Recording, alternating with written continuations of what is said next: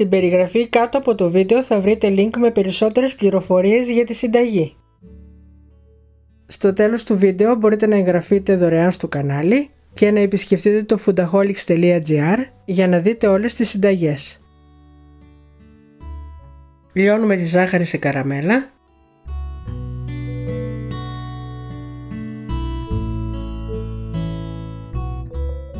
Προσθέτουμε το ζεστό νερό και ανακατεύουμε να γίνει σιρόπι.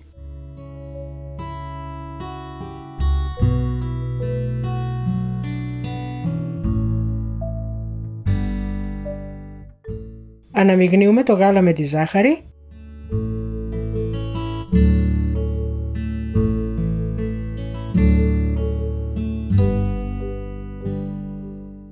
Προσθέτουμε το αλεύρι,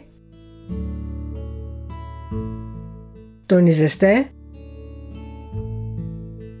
ενσωματώνουμε,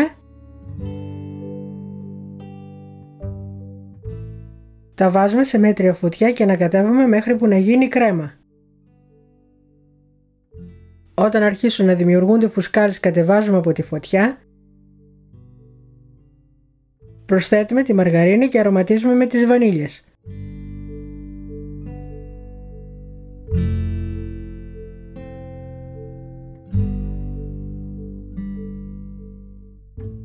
Βουτάμε τις φρυγανιές στο κρύο καραμελωμένο σιρόπι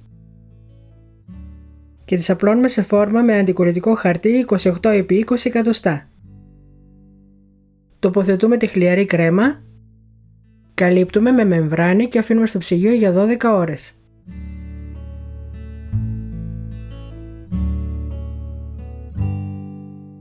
Χτυπάμε τη φυτική κρέμα γάλακτος σε σαντιγί ή χρησιμοποιούμε σαντιγί από κρέμα καρύδας.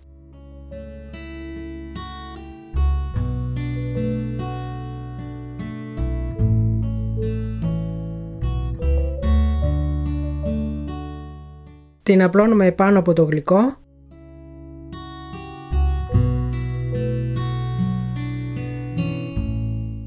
Και σερβίρουμε με τριμμένο φιστίκι αιγίνης.